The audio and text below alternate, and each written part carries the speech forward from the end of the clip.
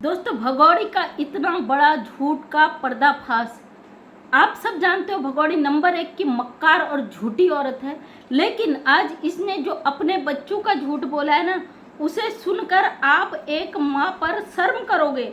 आप यकीन नहीं करोगे, जो अपने आप को माँ कहती है अपने बच्चों के लिए इतना बड़ा झूठ बोल सकती है, इतना बड़ा झूठ बोल सकती है। मतलब इस औरत के लिए क्या ही कहें। ये औरत नहीं, कहते ना डायन 7 घरों को छोड़कर वार करती है। इस औरत ने अपने ही घर में, अब अपने घर में तो सच आपको बता ही देती हूँ। कई दिनों से मेरे वीडियो में एक बंदा है या बंदी मुझे नहीं पता, कमेंट कर रहा है जो इसका खास जानने वाला है।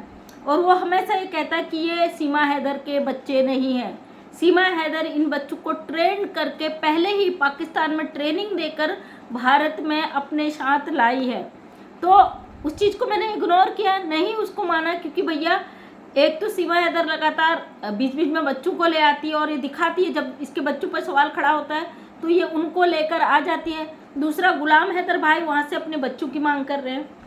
तो वो कमेंट जब काफ़ी दिनों से मेरे पास आ रहा था, आप जाके देख भी सकते हो, क्योंकि आप लोग सवाल करते हो ना कि झूठ बोल रही हो। जो लोगों को पता है इसका झूठ कितनी नंबर 1 की झूठी है वो सब जानते हैं, लेकिन जिन्हें पता नहीं है वो जाके मेरे पुराने वीडियो 1 हफ्ते 10 दिन बीच बीच में वो कमेंट आता रहता, मैडम ये झूठ बोलती है, बच्चे इसके नहीं है, झूठ बोलती है इसके बच्चे नहीं है, ये किसी मकसद के लिए उनको ट्रेन करके लाई है और इसका कोई मकसद है। तो हम उस चीज़ को इग्नोर मार रहे थे। आखिरकार आज मैंने पूरे दिन, कल से मैं इस चीज़ को देख रही हूँ, छान रही हूँ, खोजबीन कर रही हूँ, क्योंकि बहुत बार ये जब भी कोई पब्लिक सवाल करती है, हमारे जो इसको देखते हैं वो सवाल करते हैं, तो ये बच्चों को बना ठना कर सोशल मीडिया पे ले आती है।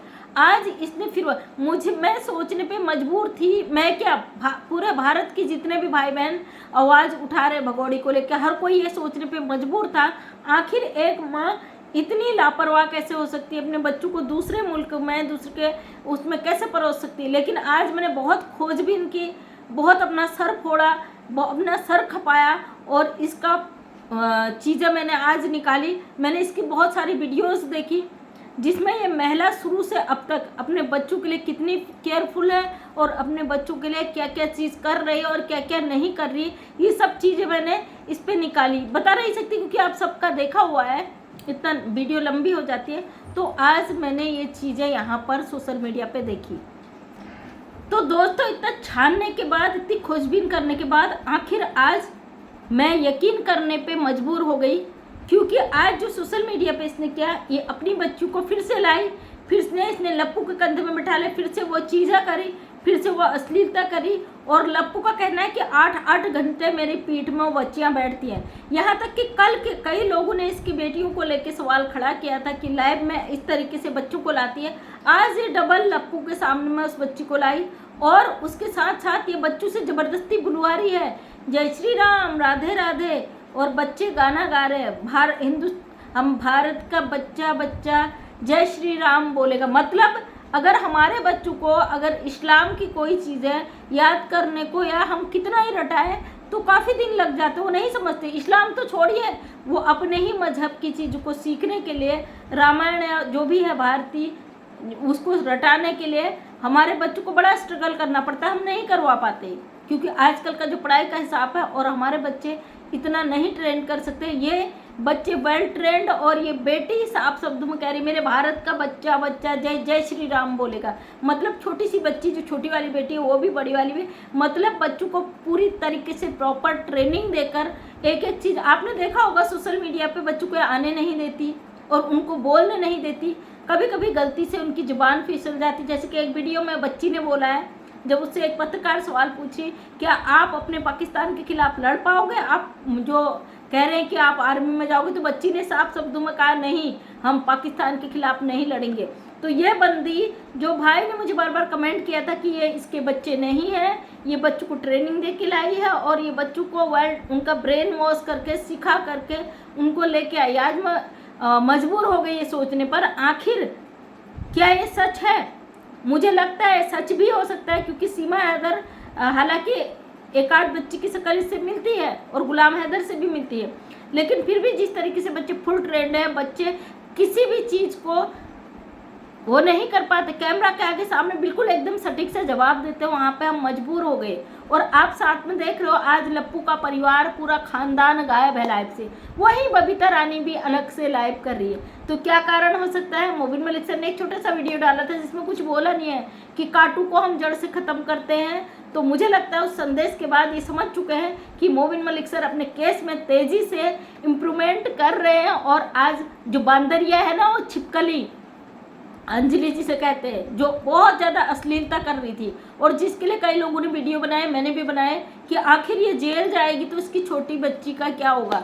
तो आज वो महिला नहीं दिखी, सोशल मीडिया पे लाइव नहीं आई इसके साथ। आज सुबह तो ये कुछ अपना वीडियो वगैरह बनाने की वो कर रहे थे, लेकिन अब वो नहीं आई है। तो कहीं ना कहीं इन लोगों को अंदर खाने पता चल चुका है कि हमारे ऊपर जो डंडा था वो बच चुका है, कानून का डंडा, जिसे कानून कहते हो, किसी को भी नहीं छोड़ता। साथ ही लप्पू के चेहरे की हवाइयाँ उड़ गई। ये फिर से उन बच्चियों को लाइव लाके, भारत का झंडा लाके योगी जी मोदी जी को पुकार कर, दहाड़े मार कर उन बच्चों का यूज़ कर रहे हैं। और कहीं ना कहीं अब मुझे भी लगने लग गया कि ये बच्चे शायद सीमा हैदर के नहीं हैं, ये या तो गुलाम हैदर के बच्चों को किडनैप करके लाई है, जो कि गुलाम हैदर ने आरोप भी लगाए है, इस पे नेपाल से कार्रवाई भी की है, और या तो ये ऐसा कुछ गेम खेलने आई है जो किसी की समझ से बाहर है। साथ में लप्पू नप चुका है, अब लप्पू के चेहरे की जो कालिक थी और भी बढ़ चुकी है। जो बदतमीजी कर रहा था थोड़ा सा कम है, लेकिन लप्पू अब ऐसा फंस चुका है, धोबी का कुत्ता, न घर का न घाट का। और साथ में जो लप्पू के खानदान को पूरा नाप चुकी है, जो हरकतें वो कर चुके हैं, इसका कानूनन जवाब तो इनको देना ही पड़ेगा। और भगोड़ी के चेहरे पे हवाइयाँ उड़ी हैं, ये कितना ही दिखा ले सोशल मीडिया पे कि मैं खुश हूँ, मैं भारत में हूँ, मुझे कोई कुछ नहीं कर सकता, जय श्री राम, राधे राधे।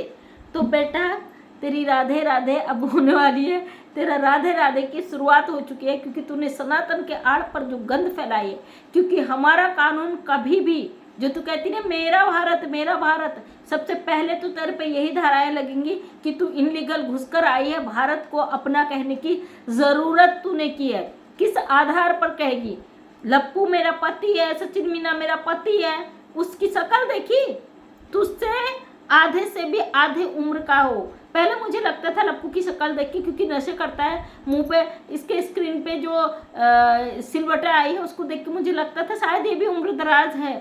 लेकिन जब एक दिन मैंने स्कूल की यूनिफॉर्म में से देखा भगोड़ी के साथ, तो भैया मैं सोचने पे मजबूर हो गई, ये बच्चे के साथ ये बुढ़िया, लप्पू उसके बेटे से भी कम उम्र का लग रहा है। तो मतलब कहीं ना कहीं ये भारत की संस्कृति में एक धब्बा, गंदगी, दाग फैला रही है।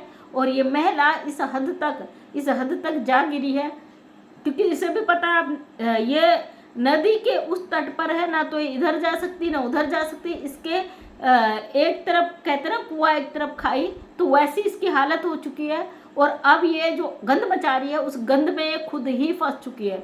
और इस पर इतनी सारी धाराएं लग चुकी थी, उसके बाद ये जो हा हा हा हा ना जो दहाड़े मार रही थी ना, इसको पता है मोबिन सर ने कहा था 1 हफ्ते में ऐसी खबर दूंगा कि इसके पैरों तले जमीन खिसक जाएगी। वो खबर थी उन बच्चों को लेकर, और वो खबर अधिकारी की छुट्टी होने के कारण, अधिकारी का स्वास्थ्य खराब होने के कारण थोड़ा सा पीछे चला गया, हटा नहीं है। वो खबर अभी भी है और बहुत जल्दी। आज कह रही ना मेरी बच्ची, मेरी मुन्नी, मेरी लाडो, मैं अपने बच्चों की जान हूँ, मेरे बच्चे मेरी जान है। तेरी जान अब कहाँ है बेटा? तुझे बहुत जल्दी पता चल जाएगा। जो गंदगी तूने भारत में रहकर की है, भारत के लोगों को जो तूने इतना दुखी किया है ना, तेरे को एक एक तेरे कर्मों का फल अब मिलने वाला है। एक बहन ने मुझसे कहा था, मैंने कहा पाप का घड़ा भर चुका है, फूटने की देरी। तो उन्होंने कहा पाप का घड़ा भरा ही नहीं है, पाप का घड़ा तो कब का भर चुका, अब तो छलक रहा है। छलकने दो थोड़ी और, छलकत गगरी कुछ कहते हैं, मैं भूल गई आगे का।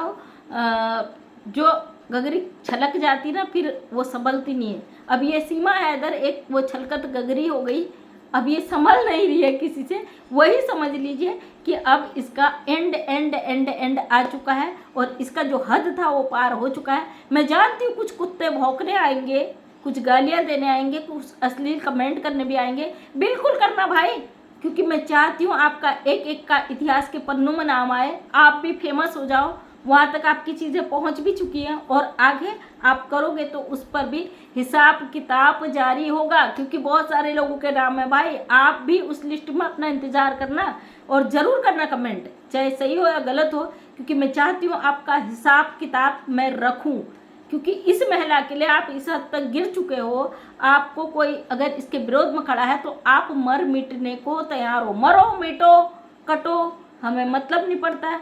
अगर गंदगी की हम आपसे कुछ भी नहीं कहेंगे, उसका जवाब लीगल तरीके से कोर्ट में ज़रूर देंगे। इंतज़ार करना आप, क्योंकि हम जिसके ऊपर वीडियो बना रहे हैं अगर जवाब देना है ना, सामने आए सीमा हैदर जवाब दे।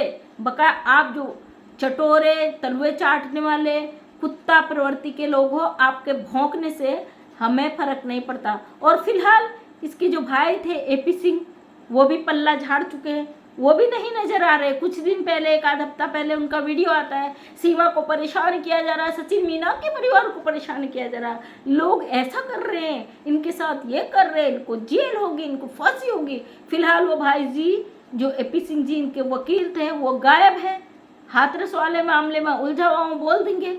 लेकिन उनको पता है कि ये मैटर इंटरनेशनल मामला है, कानूनी तरीके से पूरी तरीके से ये सुलझ चुका है जो उलझा हुआ था।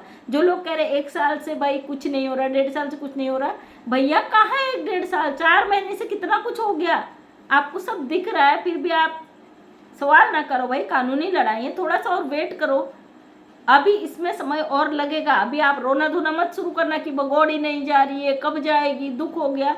तो हमें दुख नहीं हो रहा, हम तो चाहते हैं और करें और करें और करें, बहुत सारी गंदगी करें, क्योंकि इसको जब सज़ा मिले ना, हमारे कलेजे को ठंडक मिले कि इस औरत ने इतना हद पार किया था। चलो इसे माफ़ नहीं करते, इसको भोगने दो।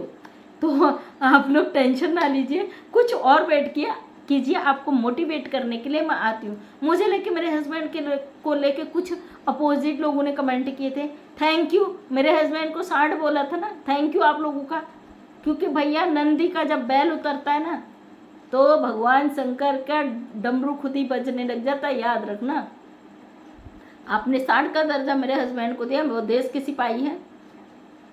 सिपाही जब दुश्मनों का खात्मा करता है ना, तो वो ये नहीं देखता है कि मुझे गलत कहा जाएगा, सही कहा जाएगा, वो इंसान है, उनके लिए अपने देश के दुश्मन होते हैं। इसलिए आप कुछ भी कहो, झेलने को तैयार है, हम झेलने को तैयार है, क्योंकि पता है भाई हमको सच के लिए लड़ना इतना आसान नहीं है। सच की राह में मुश्किलें आती हैं, हमें जवाब आपसे नहीं चाहिए बिल्कुल भी। हम जिसके लिए वीडियो बना रहे हो हमें उसका जवाब चाहिए। अगर हमें जवाब दे तो भगोड़ी दे, हम सामने से आके दे, और हमें ऐसे आप लोगों के कमेंट्स का जवाब बिल्कुल भी नहीं देना है। तो उसके लिए सॉरी, आप लोग तसल्ली रखिए, क्योंकि आप लोगों को भी बहुत जल्दी जवाब मिलने वाला है। तो थैंक यू सो मच दोस्तों। मैं मंजू विश्वकर्मा हल्द्वानी उत्तराखंड से छोटी सी समाज सेविका हूँ। अपने वीडियो के माध्यम से मैं सच को सामने लाने की कोशिश करती हूँ। ये था भगोड़ी के बच्चों का सच और भगोड़ी का काला सच जो है झूठ बोलती है। आगे नेक्स्ट टाइम मेरा वीडियो देखना चाहते तो चैनल को सब्सक्राइब करें, ताकि मेरे वीडियो का नोटिफिकेशन आप तक पहुँच सके, आप मेरी नेक्स्ट वीडियो तक पहुँच सको। थैंक यू सो मच, तहे दिल से धन्यवाद।